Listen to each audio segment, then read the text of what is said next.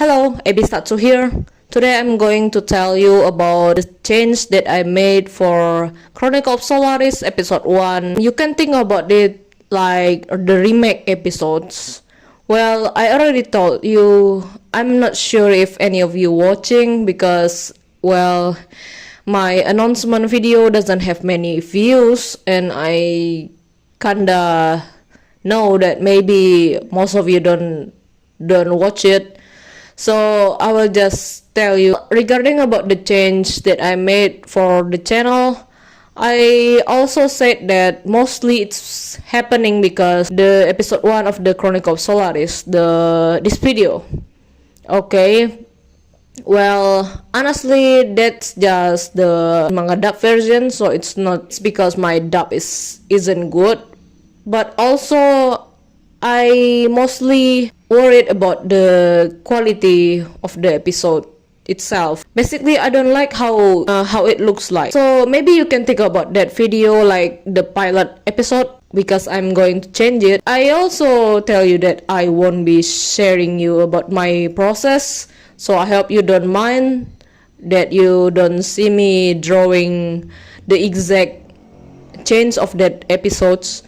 But I will tell you about the details because I'm going to explain about some change that I made about the clear version of my vision of what I'm actually want from the episode 1. Back then I remember that I made the episode looks like that because I mostly want to cram I want piles all of the details that I want readers to know, especially because into one episode because I have a fear about making the episode 1 so long while my lore is longer than the episode 1 itself.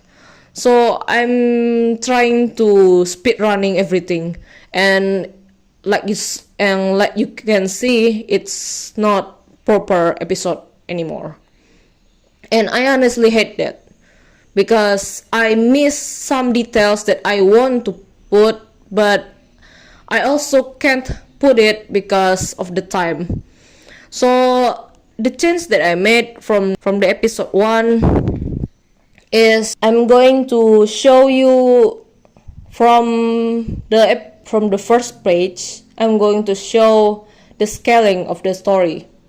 Well, maybe most of you don't know, but if you remember about this panel, when I tells about the story is having a large scale, well, it's mostly from Monologue of Soul, so I thought maybe it's better if I show it. I also hate that I really cram all of that into that dialogue, so I'm so sorry that you have to see that.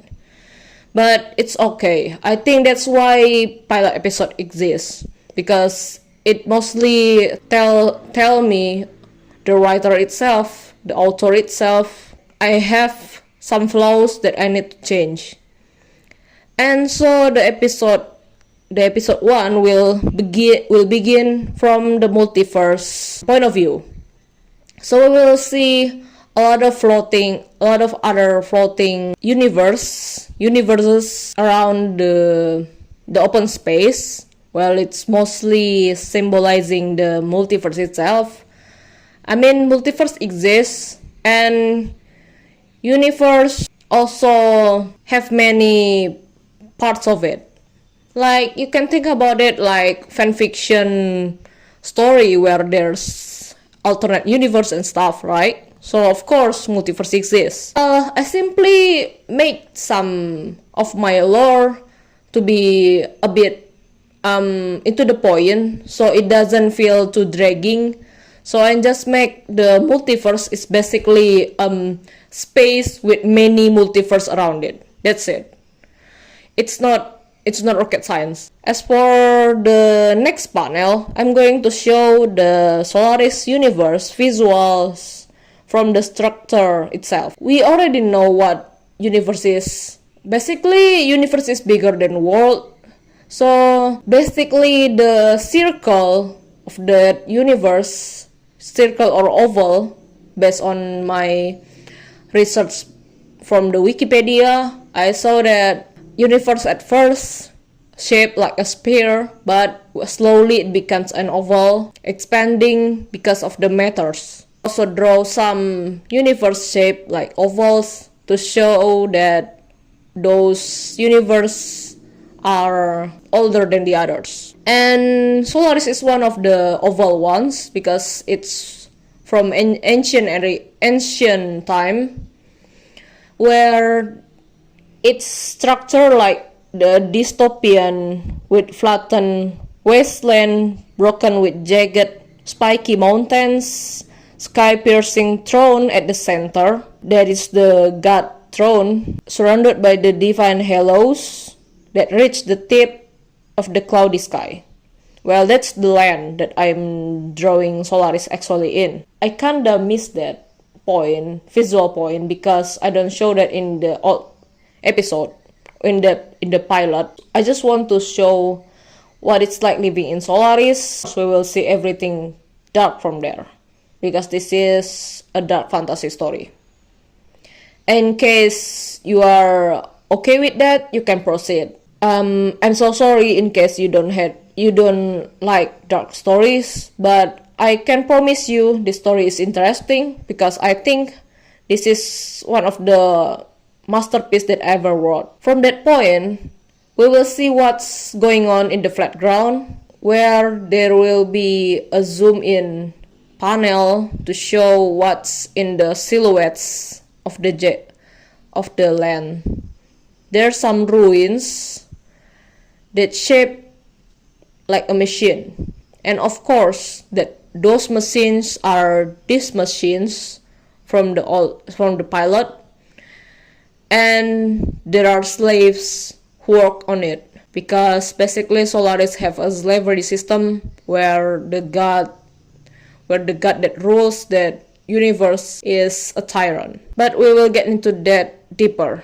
Why is it a tyrant? In case most of you already know from the episode pilot, I can assure you that mostly what you watch from the pilot is pretty much true. From panel, there will be showing how dreaded Solaris actually looks like, because the slaves are dying from the overworking. Some are shown laying flat dead. Some are mutilated, while the guards will bring those corpses into the caves to be thrown in, and those corpses will piles up into a mountain of corpse. They will also be absorbed into dark crystals waiting in the cave. In case most of you confused what's the deal with these dark crystals, you can make your own theory.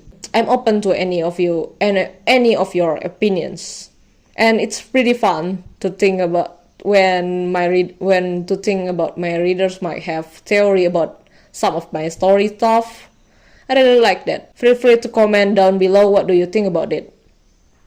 And then we will be diving into another side of ruins, where there's a one-tier ruin that looks like ruin of Rome, because I designed Solaris based on ancient Rome fused with future cassette futurism, so it has that kind of vibe. When inside the ruin, we will see brain slaves. The brain slaves are working on primitive terminals. Their skulls are attached to mechanical brain energy amplifier. I'm not sure what to call that machine is, but that's basically what you put on the top of your head. Well, scientists with crazy ideas of experiments will use that. I'm not sure what that machine is, but I just call it energy amplifier. And those energy amplifier are wired to a generator that empower another black crystal. And this is where the point I'm going to show that Solarians aren't human. They are aliens, because their veins are glowing to show how pressured they are working on massive amount of quota for documents. where they have to work drowning in paper stacks and books while where they are typing programs and theses on the terminals. While everyone are working though, this is where we will see our MC, Sol.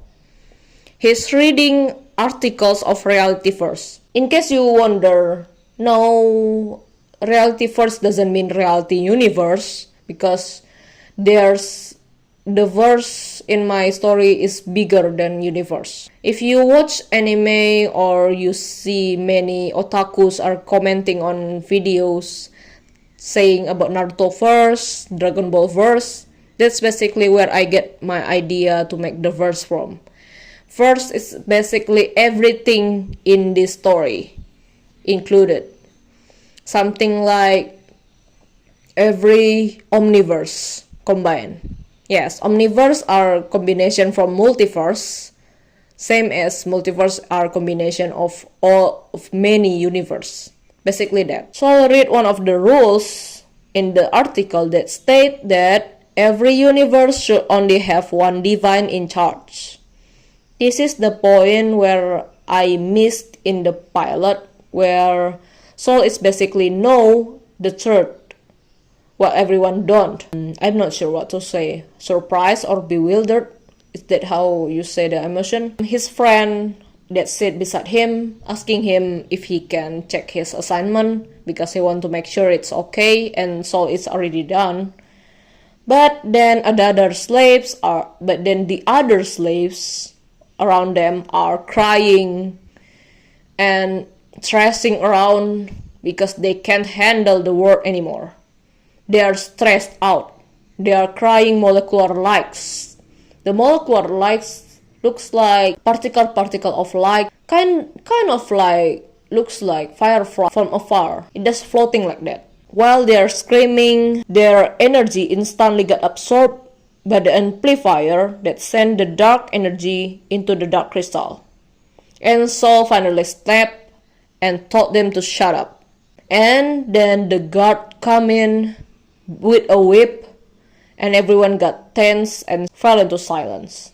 Their veins also glow dim. The guards threatening them if they have one more noise, he will cut off their throat. He put the heavy iron bin in front of the altar of the room and told them to put their assignment in the box. Saul quickly worked on the secret work where he copied the article and put it in his drive, and then he hid his drive under the pin of his clothes. At first I was thinking that I thought this is what Roman clothes looks like because usually Roman clothes are much more open because it's only made of drapery fabrics around their bodies. So I at first think that their clothes can't work well without a pin. So I make the pins. There's two pins on their shoulders that holding the clothes together. I was thinking that that's what it looked like back then, but then I saw the research looks like this, and yeah, well, I missed the mark, but it's okay because I will just think about this like my own version. I mean, it's fantasy. It can be like that. The machine finally removes everyone finally free from there because there's a change of shift from their work. Of course, the tyrant doesn't want them to die. I mean, if they die, who will do the documents anymore? And so, when Saul put his assignment on the box, the guard will look at his mark on his neck. It's on the right side of his neck. Well, basically this mark is this mark that I showed in the pilot episode. I still use that mark because it's still canon. And basically, if you watch the pilot episode, yes, that's the execution mark that Saul get from the tyrant El Greo. So he told him to remember this is his second to last day. After everyone leave the ruin, Sol asks the Solarian that sat beside him. His name is Jupiter. Well, in case you wonder, this is Jupiter. Yes, I just named him Jupiter because everyone here named after Latin names. I also did my research on that too. Basically, that's the Latin name of the Jupiter, so I just named him that. I mean, Sol is sun, but he is named Sol because it's the Latin name. Sol asked him because Jupiter is the only Solarian besides him that have the same wavelength with Sol, because both of them are smart enough to understand. That's why they don't panic during the brain sleep thing.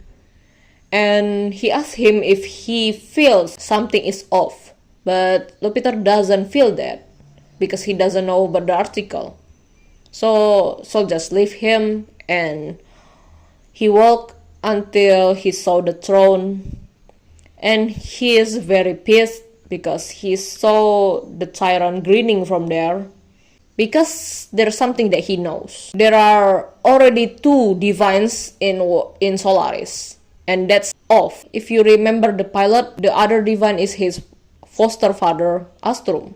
When Sol left wanting to prove that Elgreo is the wrong one, he want to go back home and prove that point. Elgreo just have to be an asshole, and he floats down to mock him. He asks him something like, "Do you have something to say before your death? It's tomorrow, isn't it? Your execution." And the tyrant still continues. "Before you forget, make sure to leave a clear message for Astrum. I'm utterly sick of hearing his complaint." He said that while he rolls his eyes. "What an ungrateful imbecile.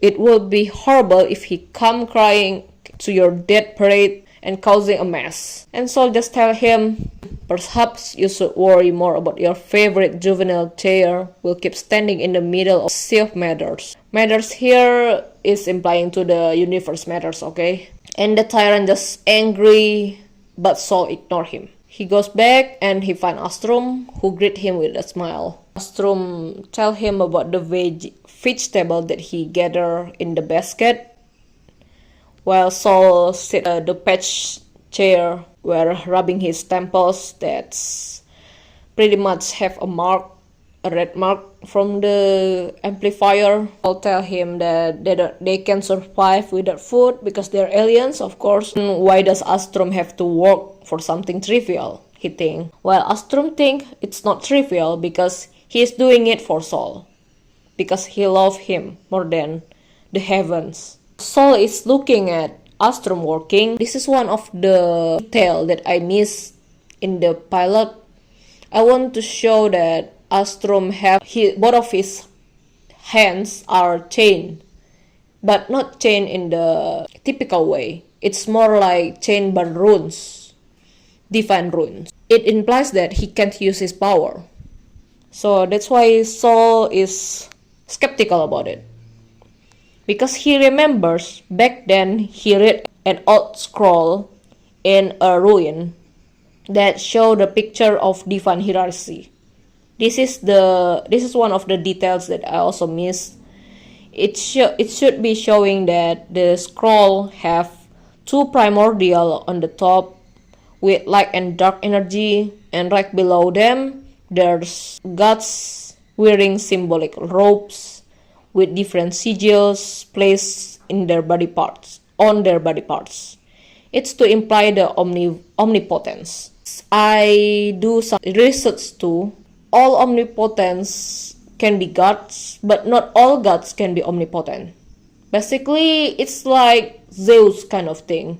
If you think about it, Zeus isn't an omnipotent because he can die too. Gods that don't have unlimited power can't be omnipotent.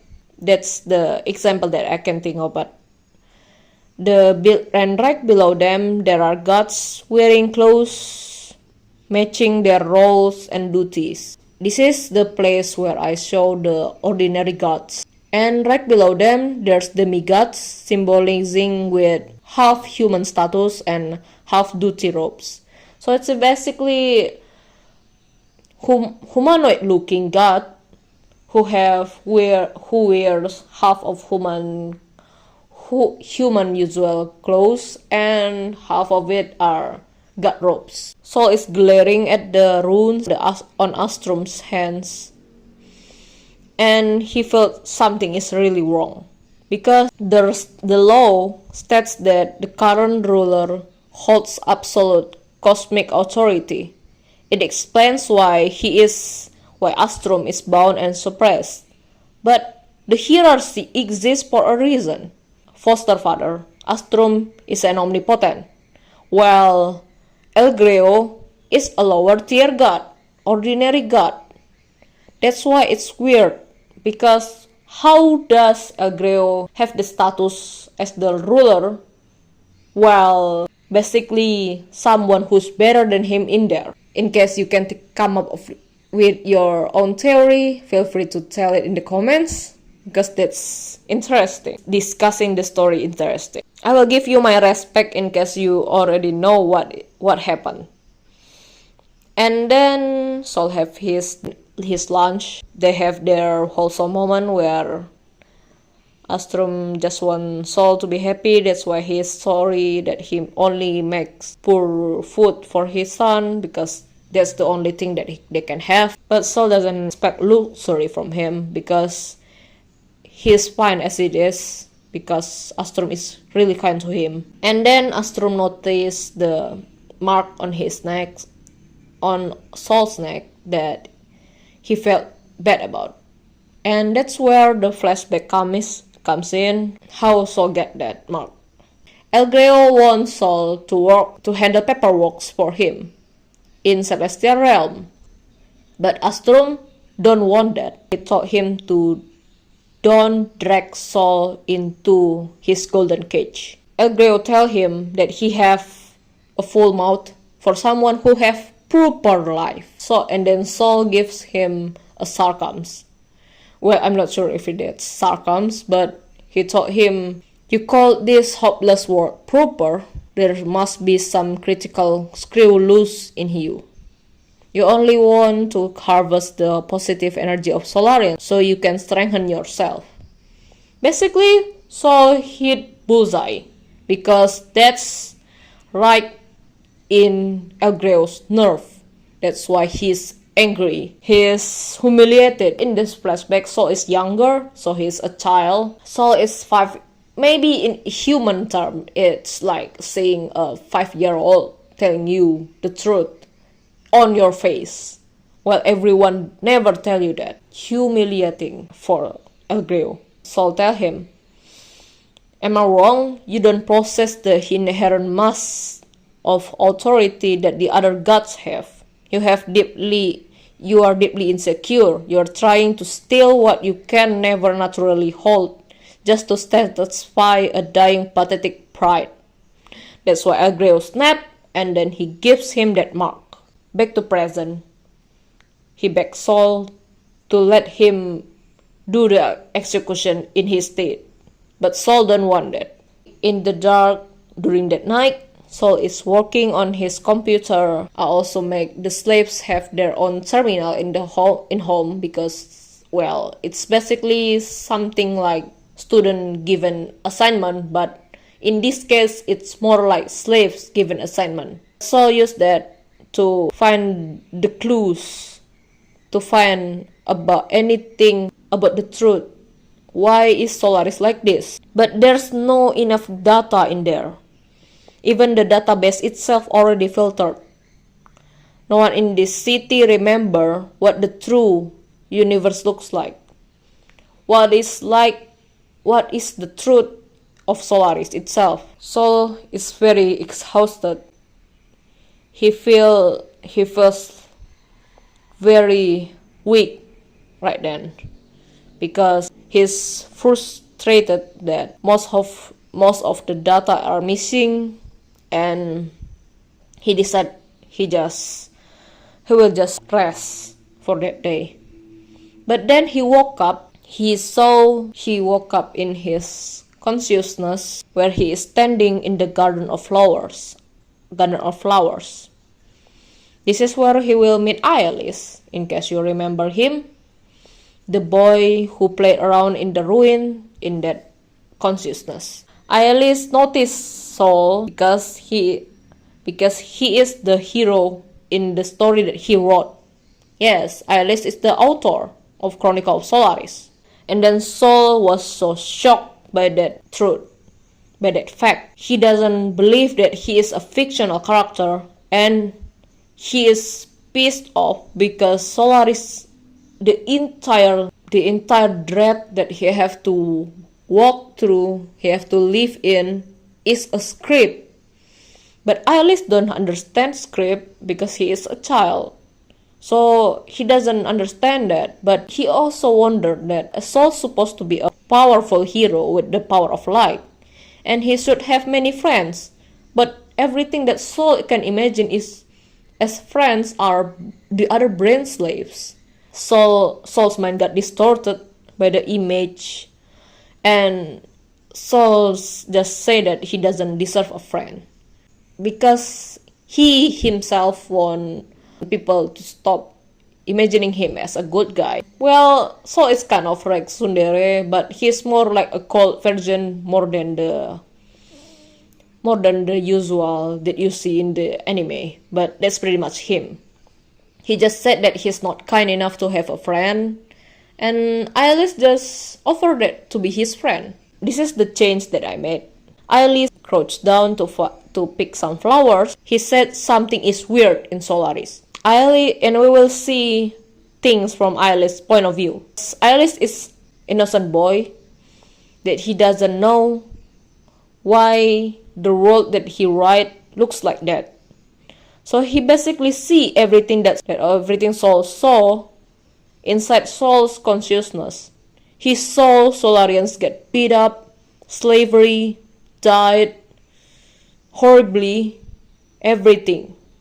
And Elgreo angrily comments everyone. He cried. It's very painful for a child to see that. Ailis said that that's not the Solaris that I drew.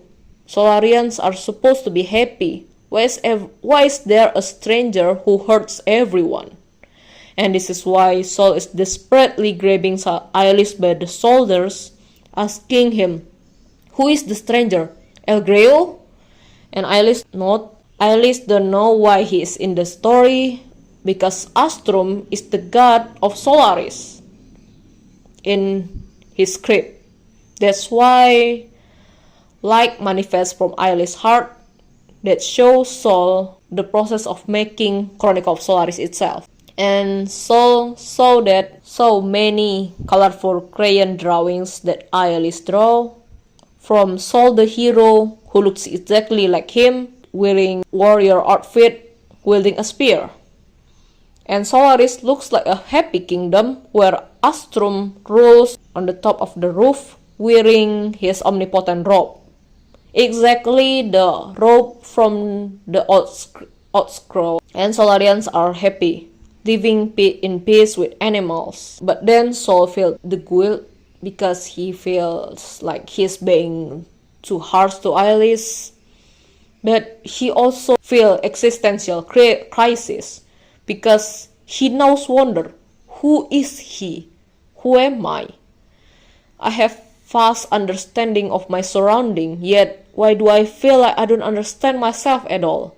While Sol is standing in the middle of the crowds, but his body is missing puzzles. And then Ailis asks Sol, what happened to Solaris? Sol take a deep breath and tell him that Elgreo is an anomaly. He finally can conclude that after everything. And Ailis asks him, what is anomaly? And Sol patiently sit beside Ailis to tell him, it's a strange thing that happened, but everyone think it's normal. Pretty much Sol showed a simple example that you see in the pilot, where there's a farmer who owns a duck. The duck laid 10 eggs, but the eggs hatch into 10 wolves, and the farmer thinks it makes sense. So Ailis freak out. It should be ducklings. But then he noticed that's what happened to Solaris. El Greo used his power to make everyone believe he is real. And Sol think that that's the correct answer to everything. Alice just don't want Solarians to get hurt. So Sol decided to change that. That's why after he woke up, he decided that it doesn't matter who he is right now, but if the database is filtered, he will just have to force the real ending for the story itself. And this is the note that I want to show. And then Sol woke up, and this is also the details that I forgot in the pilot. I mean, I want to show it more like a symbolism, not symbolism, but implied. But I did that horribly, so I just show that Sol is destroying the guillotine. I mean, Sol is a nerd, so it's not make sense how he does it, but he does it with capability of a nerd. So basically, he destroyed the lunette first by kicking it. I mean, the lunette is kind of old, so it's easy to broke. He cut the rope that hangs the blade, and he used stone to break the blade. And then tomorrow, when Sol is about to be executed, of course, El Greo is very happy that day. But then there's the news from the guards who broke into his palace, where they tell him the guillotine is broken. So El Greo pissed off, and he told them to find Sol and cut his head the moment they see him. So the guards all frantically running around Solaris to find Sol. But there's no one, no slaves are in the house. They are disappear. Everyone. That's why they are panicking. How is this possible? There's no one in there. Meanwhile, well, we are about at the end of the story, the episode where in the hidden underground section made by Sol and the friends, that the guards can find where really camouflage the entrance, because it looks just like a normal ground, but everyone is there, hiding in there. While Lupiter is working on the old terminal, he just wonder if he worried if the guards will find them if they don't have any distraction. So give him his driver, while he told him that he knows that. That's why he sends someone who will absolutely get their attention. And that's basically it for episode 1. Tell me, what do you think about the story? Well, I hope it's interesting to you, because that's where the end of the episode today. Well, thank you so much for watching this far. I really appreciate that. Thank you so much. Please do continue to support me so I can continue on going and making more contents, so I can continue to even make better contents in the future. Please leave a like, comment, and subscribe to my channel. See you in the next video.